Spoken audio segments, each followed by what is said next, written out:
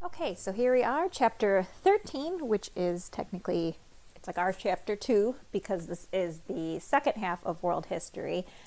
So this is Political Transformations, Empires and Encounters, 1450 to 1750. So why are we covering so much ground? Well, again, we take a wide lens in this course, and this is pretty typical for 100 and 200 level classes at the college level.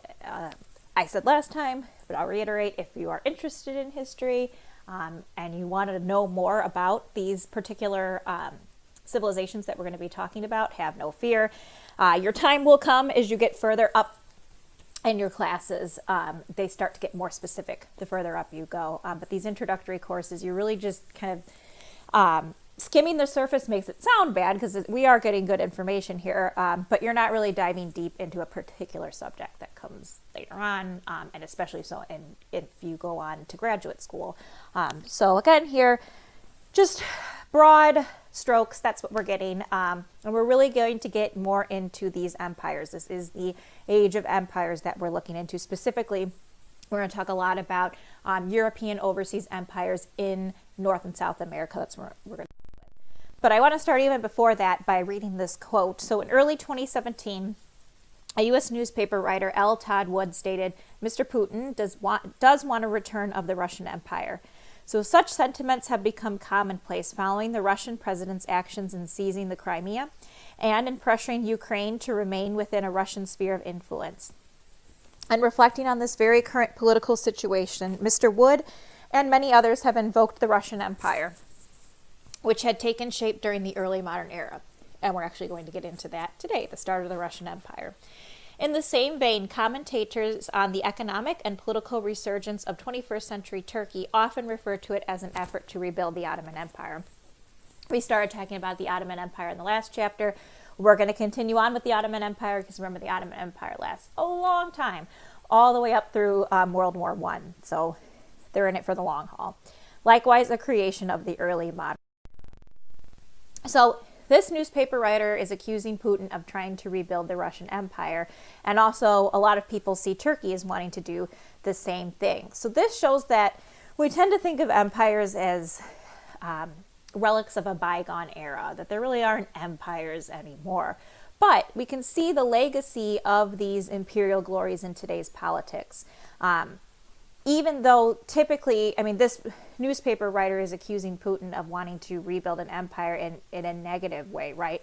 Like trying to warn people that this is what he's trying to do and it's something we should be fearful of.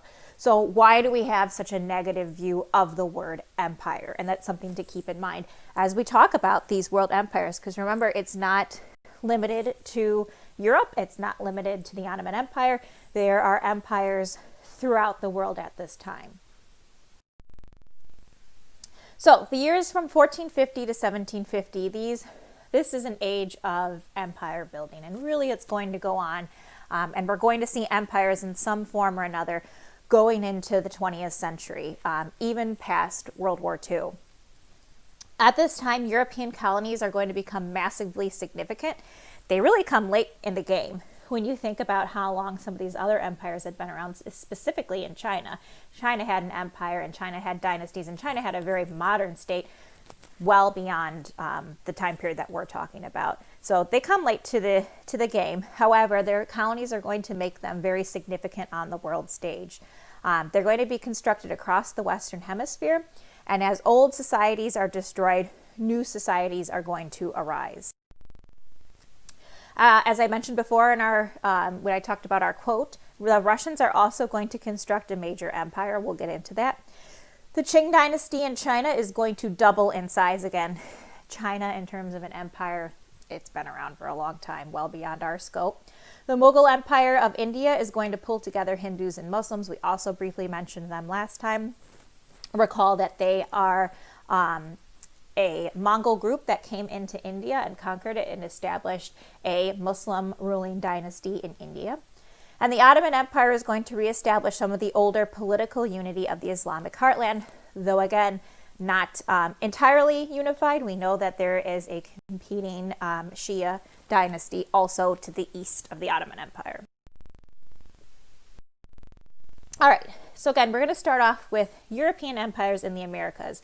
We talked about the Aztec and the Incas last week, but we didn't quite get to the Age of Discovery, as it's known, like in Western Civ. We didn't get to that contact between Columbus and later European explorers quite yet.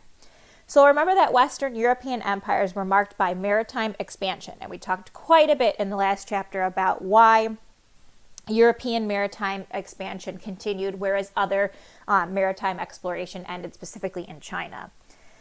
The Spaniards are going to be first.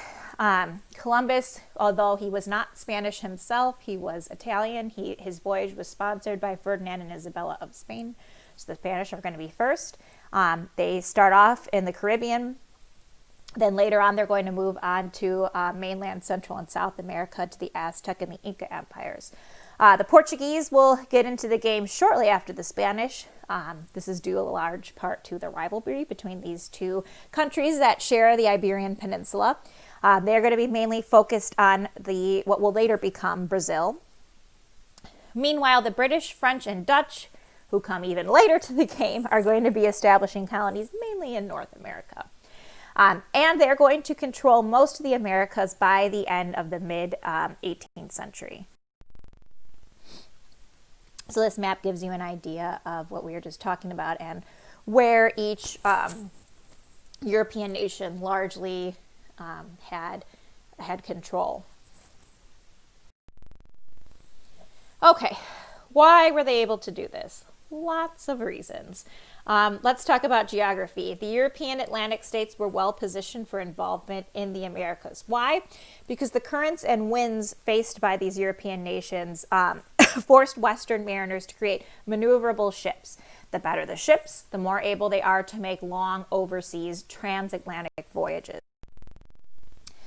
And we talked about some of this last time, so some of this should be a review. The need is a big one. The Chinese and the Indian empires, they had such rich markets in the Indian Ocean that there really wasn't much incentive to go beyond. Remember, the Chinese had the ability, but they didn't really have the need. They were doing a lot of exploration, but at the same time, they had a lot of trade already within their network. They were able to produce a lot of the goods that they needed.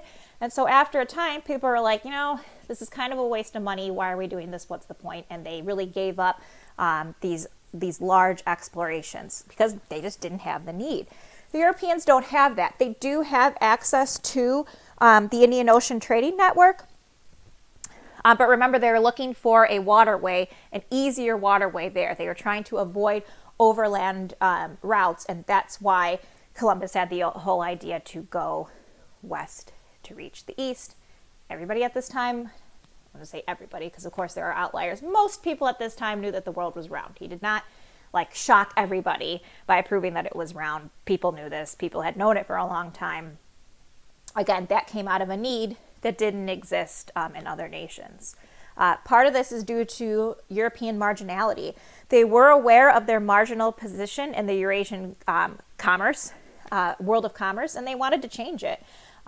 They are not the main players here. It's hard. I feel like this whole Eurocentric vision of the world has kind of been drilled into us in the last 100 or so years, but really that's not the case. They were on the marginal end of this Indian Ocean trading network, and they want to change that. They want to be in the center of it. And rivalry. Interstate rivalry is really going to drive the rulers to compete, and that's not something you really see in China because who are their rivals? They have conquered most of Central Asia. They don't have small warring states within themselves right now, such as the European continent. And so there's no rivalry that's going to drive them to do further exploration. At this time, at the tail end of the Renaissance, there is a growing merchant class that wants better access to that trading network we just talked about. Additionally, colonies were an opportunity for impoverished nobles and commoners to make something of themselves. A lot of the early settlements in British North America, or what will become British North America, are going to be lesser nobles. The third son of such and such a noble, not going to inherit the family title, and so is looking for some other way to make a name and a fortune for himself. And religion is going to be a big one as well. There's a large crusading zeal amongst these nations, Protestant and Catholic.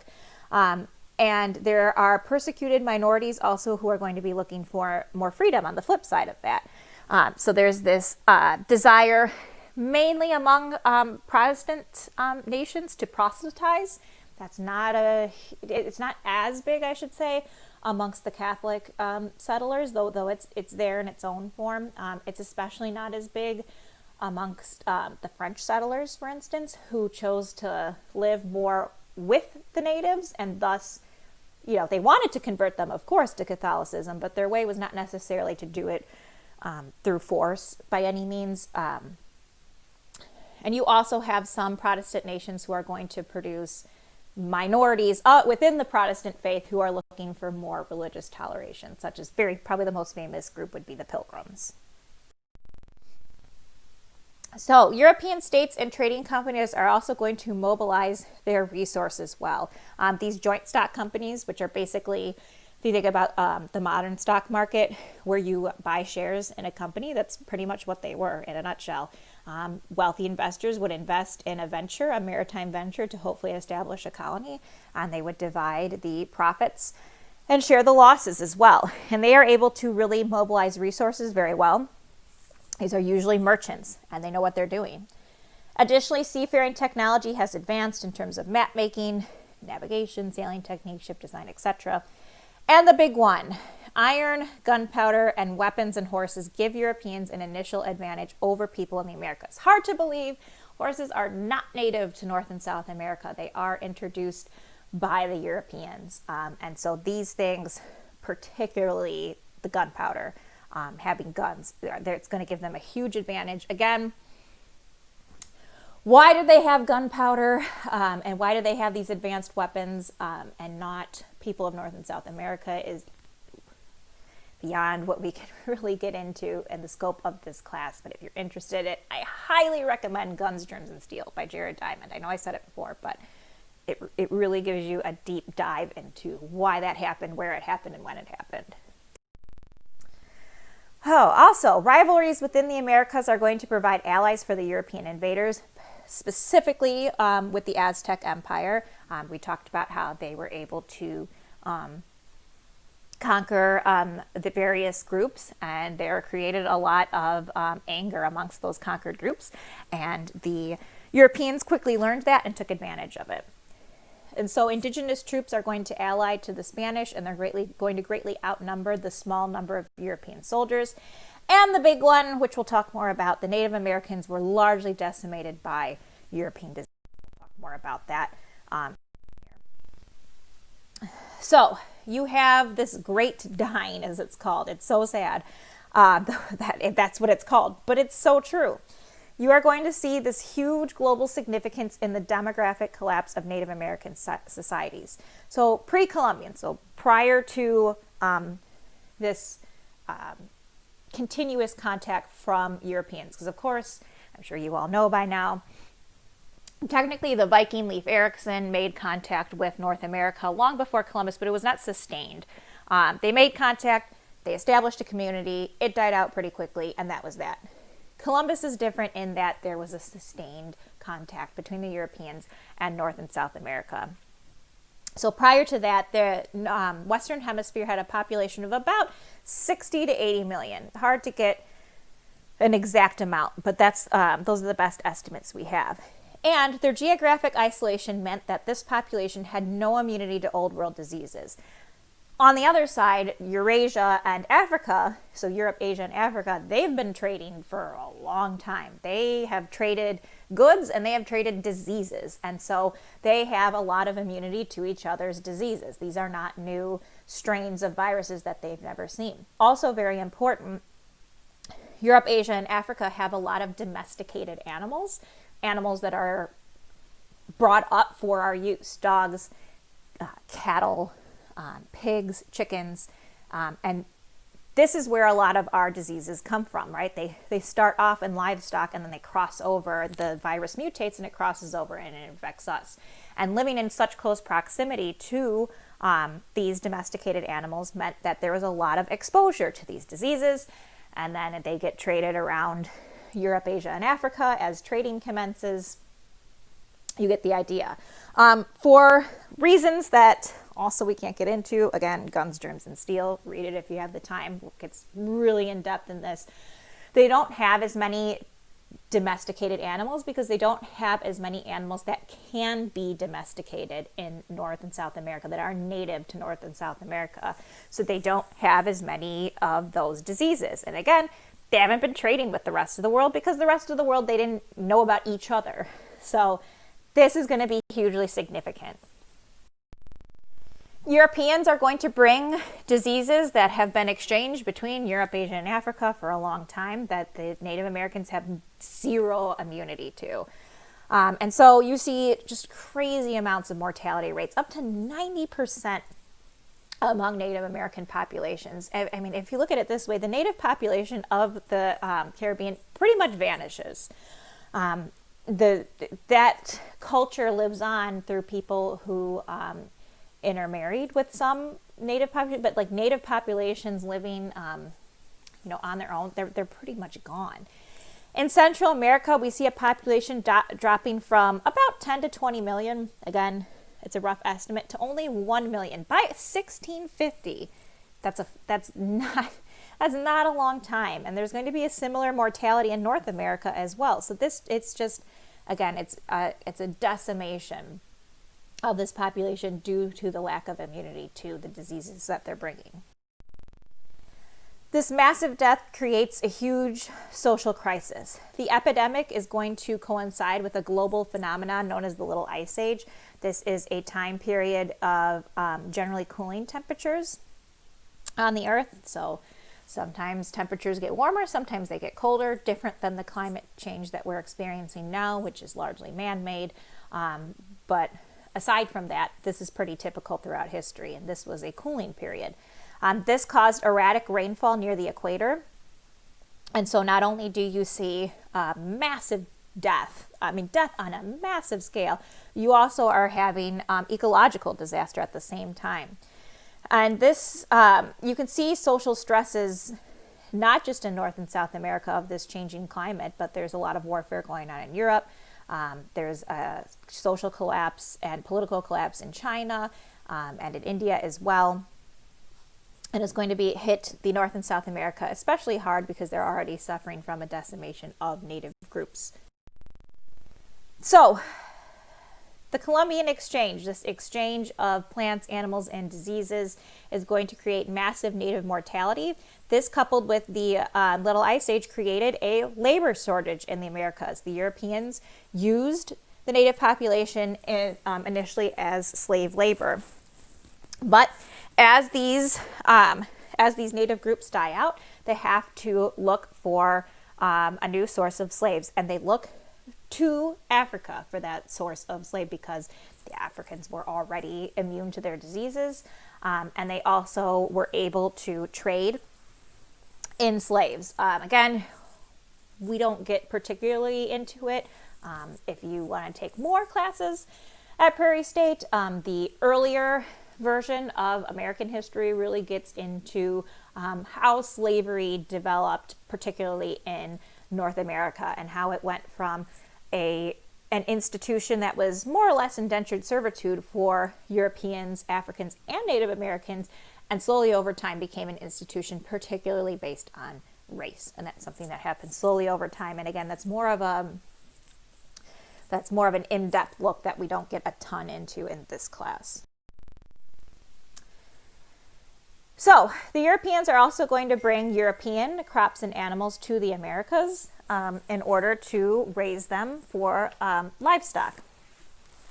This resulted in 90% of old growth forest destroyed for fields and pastures. And this is something that continues to be an ecological problem, particularly in South America, as the rainforest is plowed over largely for cattle ranching to meet the demand for beef worldwide. The European animals are going to thrive here without a lot of the natural predators that they would have back home. And also, women are going to lose their agricultural role as horses influence hunter culture among the Native Americans. Agriculture was really the province of women among a lot of Native American groups that you would look at. and that's going to change as the Europeans bring in new livestock and new ideas as well. On the flip side, American foods from North and South America are going to be brought back, particularly things like corn, potatoes, tomatoes are another big one. I mean, it's crazy to think about, but these foods, I mean, it's hard to think about like an Italy without tomatoes or an Ireland without potatoes, but that's how it was prior to the discovery of the New World, quote unquote. But these were hugely beneficial especially to the Europeans, and especially potatoes. They allowed an enormous population growth. Why? Well, think about Ireland. Think about what happened when the very famous potato famine happened in Ireland, where the potatoes, the crops were wiped out for a number of years. And it devastated the poor population of Ireland because they pretty much subsisted on potatoes. Potatoes have a lot of nutrition in them, particularly in the skins, and they're cheap. And they're pretty easy to grow. They grow under the ground. It's particularly easy. And again, they're inexpensive. So they're an inexpensive source of highly nutritious foods. And so that allows for population growth, especially among poorer classes. Corn and sweet potatoes will also become important in China and Africa as they are traded there as well. Additionally, American stimulants, including tobacco and chocolate, are also going to spread to the Eastern Hemisphere, whereas tea and coffee from the Islamic world spread globally as well and become hugely profitable. So what is the Columbian Exchange? It's often, you might hear it called the triangular trade, but it is the network of communication, migration, trade, disease, and transfer of plants and animals that includes microbes between these different parts of the world. The Atlantic world is going to connect 4 continents, but the Europeans, as you have surmised, so far got the most of the rewards. I mean, they're getting all the nutritious foods, they're getting the benefit of colonies, and the native population of North and South America are not really getting anything in exchange. So the colonies are going to differ widely depending on the native cultures and the sort of economy that was established. It's hard to say like the colonies of the New World and speak of them very broadly because they're all very different. Women are going to experience colonial intrusion in very distinct ways. Elite women often married to Spanish conquistadors as a way of cementing relationships. However, the more common experience that Native women had was in terms of sexual violence and abuse. All right, again, this is a wide view. What happens to the Aztec and the Incan Empire? The Spanish conquest of the Aztec and the Incan Empire in the earliest 16th century are hugely significant. These are the most wealthy, the most urbanized, and the most populous regions of the Western Hemisphere. And yet within a century, for the reasons we described at the beginning of this lecture, the Spaniards were able to establish major cities, universities, and a religious and bureaucratic infrastructure in place of these empires, again, within a century. This is very, very quick. The economic basis of colonial society was commercial agriculture and mining. Growing crops to sell, not subsistence farming, which is growing crops for you to eat, you personally to eat. These are crops for you to sell for other people to consume, and mining of largely gold and silver. And there's going to be a rise of a very distinctive social order that you are not going to see really in North America. It really replicated some of the Spanish class hierarchy, but it accommodated Indians, Africans, and racially mixed people. There's not as much race mixing for a variety of reasons in the North American colonies. The Spaniards, quote unquote, pure-blooded Spaniards would be at the top. And they increasingly wanted a large measure of self-government from the Spanish crown in the same way that the American colonies wanted self-government from the British crown. And there's also going to be an emergence of a mestizo or a mixed race population. So Spanish father, native mother, children who are of mixed race. And so you're going to see a lot more racial fluidity in North America than in North America. You really don't see as much mingling among the races as in Central and South America. The colonies of sugar. Sugar is hugely significant to really South America and the Caribbean. So lowland Brazil and the Caribbean developed into different societies. These regions had not been home to large civilizations, and they didn't have great mineral wealth, which was discovered until the 1690s. However, sugar, for an obvious reason, was in high demand in Europe because it tastes good. And these colonies produced sugar almost solely for export. Sugar only grows in very specific geographic locations. For example, if you look at the state of Louisiana, you can grow sugar in the southern part of the state, but you go a little bit further north and it won't grow. So you need very specific conditions. So because it's difficult to grow, if you can grow it, it can be hugely profitable for you. The Arabs actually introduced the first large-scale sugar production in the Mediterranean. The Europeans then transferred it to Atlantic islands off the coast of Africa first. And it's there, particularly the Portuguese, who started using slave labor from Africa specifically to grow sugar in the first example of plantation economy. And once they have that down, they start transporting that concept to the Americas. So the Portuguese on the Brazilian coast are going to dominate the world sugar markets from 1570 to 1670. And then eventually the British, the French, and the Dutch and the Caribbean are going to break the Portuguese monopoly on sugar. Sugar is going to transform Brazil and the Caribbean. The production was very labor intensive. At the time, they didn't have the technology to produce a lot of sugar, so they needed people. And it worked best on a large scale. And so, of course, they are going to need to, they are not going to need to, but they are going to want to turn to slave labor. This can really be called the first modern industry. And again, it's going to be used, produced largely with slave labor. Remember that the Indians of the area were almost, they're called Indians because that's what they called them at the time. I know we use the term Native American now, but that's what they would have called them. They were almost totally wiped out or had fled, and so the planters turned to African slaves. 80% of all Africans enslaved in the Americas ended up in Brazil or the Caribbean, actually. And mostly African men were imported to the New World plantation, but also some were women. We tend to think of African slavery as being solely something that occurred in America, but it actually happened in North, South, and in the Caribbean. Much of Brazilian and Caribbean society, therefore, was of African descent, and a large mixed-race population provided much of the urban skilled workforce, as well as supervisors in the sugar industry, which is the main industry of this region. So a plantation complex that's based on African slavery is slowly going to spread to southern parts of North America. But in North America, European women came earlier, especially in the British colonies. Not so much in the French colonies, but especially in the British colonies, where you have a lot of migration of families that you really don't see happening on a large scale anywhere else.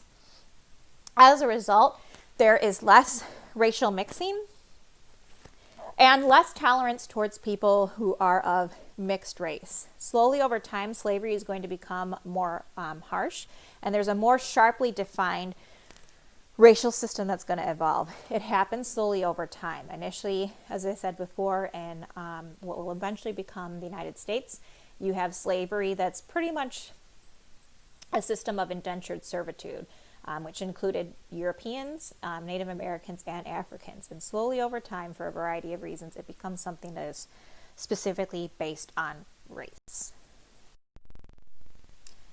So, settler colonies in North America, this is a very different sort of colonial society that's going to emerge in the British colonies of New England, New York, and Pennsylvania. The British really get into the game late. They got the unpromising lands, the lands that are not as temperate and nice as, a Caribbean island, for instance. However, British society was changing much more rapidly than Catholic Spain, and as a result, they're going to be the colonies that last long. Many British colonists were trying to escape elements of European society. Again, this is really something that you would get into if you took the first half of the American history class at Prairie State or at another college. There are less opportunities for the average person in Great Britain for a variety of reasons. And so they are looking for more land and more opportunities. British settlers are also more numerous. By 1750, they outnumber the Spaniards in the New World by 5-1. And by 1776, 90% of the population of New England and the Middle Atlantic colonies were Europeans. Because again, Native Americans are killed off by disease and military policy. And also you have small-scale farming that doesn't need slaves. Not only is slavery going to evolve into a race-based system in what will become the United States, it's also going to become something that is very particular to the South, the southern part of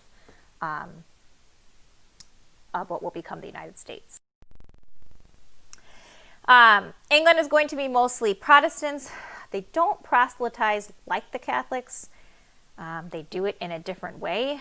British colonies are going to develop traditions of local self-government that does not exist in other colonies.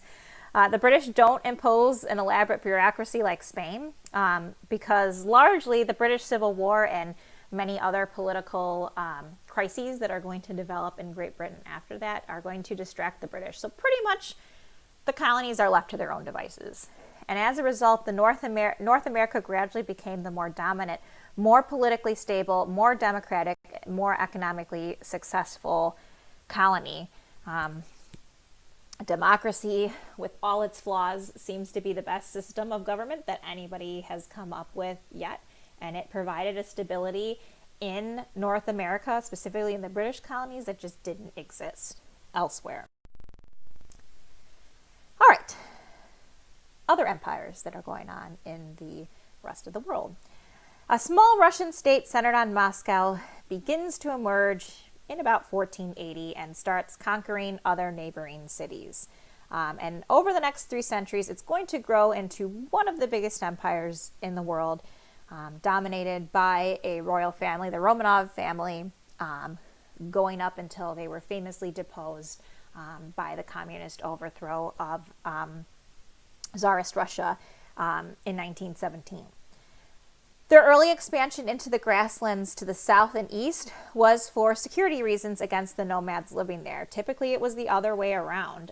The steppe people, which is where the Mongols came from, dominated them. And now it's the flip side. They are going to start dominating the Central Asian people. And their expansion into Siberia was mainly a matter of opportunity, not necessarily threat. Largely, they're looking for furs, which is really the basis for the French colonies in North America as well. So this gives you an idea of the relatively quick Russian expansion out of the area around Moscow and into what will become the Russian Empire.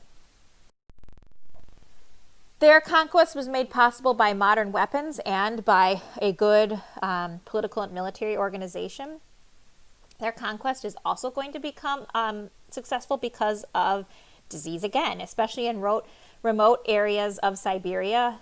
They had some contact with the rest of the world. It's not as extreme as in North and South America, but not as much. And so they had no immunity to smallpox and measles, which can be crazy deadly, especially smallpox. Just be grateful for the smallpox vaccine. That's all I have to say. It's a terrible way to go, and a lot of people died from it over time. There's also a large pressure to convert to Christianity, specifically the Russian Orthodox Church. Additionally, the large-scale settlement of Russian settlers in these new lands allowed them to start to outnumber the native population, again, mainly in like Siberia, where they discouraged the native form of living, which was pastoralism. And many natives were then Russified or took on the Russian culture. With imperial expansions, the Russians actually became the smaller proportion of the overall population, but they were politically going to become the dominant population. Their rich agricultural lands, furs are going to be a big one, as are minerals, are also going to make Russia a great power by the 18th century due to this large wealth. Efforts to make Russia more of a westernized state really occur under the reign of their Tsar Peter the Great, who ruled from 1689 to 1725. Russia's always been this empire it's neither east nor west, right? Is it European or is it more Asian or is it Central Asian? It's such a large, it spans the two, it connects the two. And so it's not really either or. And so Peter the Great really tried to make it more Western. But that's really going to be something that largely is taken on by the elites of society and the society that's closer towards Europe, and not the Russian Empire as a whole. So again, they are an Asian power as well as a European one. And this causes a long-term Russian identity problem. Again, they're not either or. The aristocracy is very much European in terms of ethnicity, identity, culture, but that's not the case for the population at large. Their expansion is also going to make Russia a very militarized state, and this is going to reinforce the autocracy, which is where you have all the power resting in the hands of the Tsar to an extreme level. So, this colonization experience is very different from the Americas. This is the conquest of territories with which Russia had long interacted. They're not strangers to them. It's taking place at the same time as the development of the Russian state, whereas the European nations are very much going to be established and then they go out and establish colonies. And the Russian Empire is going to remain intact largely until 1991, though not as a czarist regime, of course, as most people probably already know. All right, switching gears to talk about Asian empires now. So, Asian empires are regional, they're not global. Again, we got into the reasons why in the previous chapter. The creation of Asian empires did not include massive epidemics, and they did not fundamentally transform their homelands as interactions with the Americans and the Siberians did for the European powers.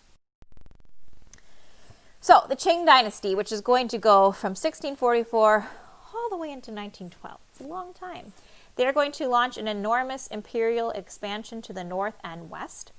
The nomads of the north and west were familiar to the Chinese, so that's in that way they are very similar to the Russians in terms of they are conquering people that they are familiar with. This introduces an 80-year-long period of Chinese conquest. This was motivated largely by security fears, wanting to secure their borders from possible invaders. And so as a result, China evolves into a large Central Asian empire, not an overseas. And this map gives you an idea of what we mean by that. The conquered territories of China were ruled separately from the rest of China through a court of colonial affairs. Again, we have a very modern state in China that goes back hundreds of years. And so they know how to do this.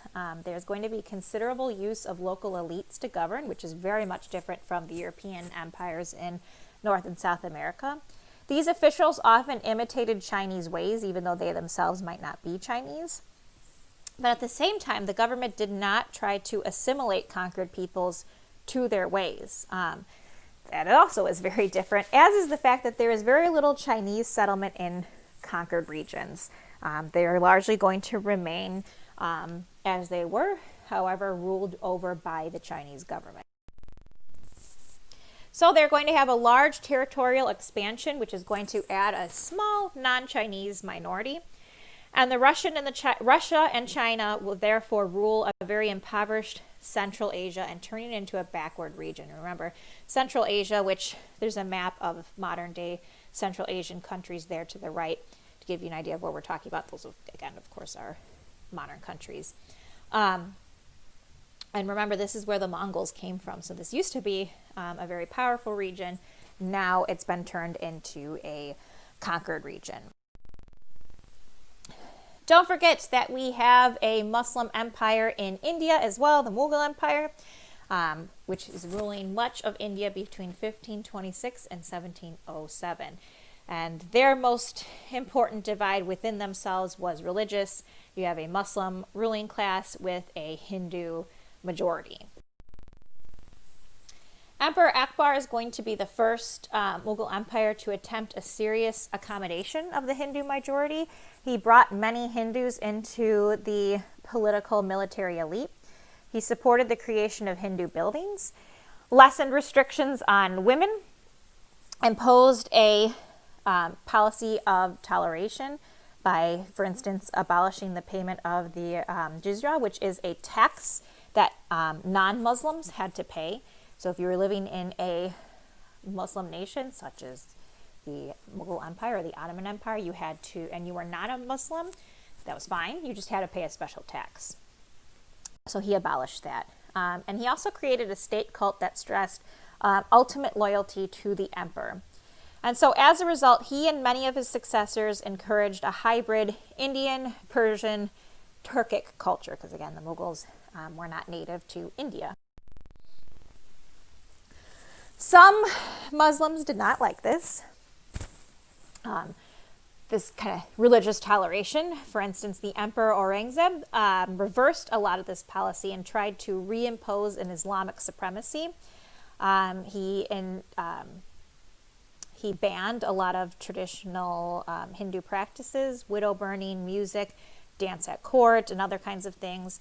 He also destroyed some Hindu temples, reinforced that special tax, which in turn provoked a Hindu reaction, not surprisingly. So this is a back and forth that's going to continue in some ways even into today. So Muslims and Christians in the Ottoman Empire, because this religious tension is not something that exists only in the Mughal Empire. The Ottoman Empire is the Islamic world's most important empire in the early modern period. It's a very prosperous, powerful, cosmopolitan state, and it's going to transform Turkish social life. This is the Ottoman Empire at its height. You can see it not only includes parts of the Middle East, but also North Africa and parts of Europe as well. Remember that there is a long conflict within the Muslim world between Sunnis and Shias. The Ottoman Empire is going to, however, be the site of significant cross-cultural encounters. A lot of the Ottoman Empire includes parts of modern-day Europe, or it does include parts of Europe, and a lot of conquered Christians there are going to convert to Islam. However, in other parts, especially in the Balkans, Christian subjects are largely going to remain Christians within the Ottoman Empire.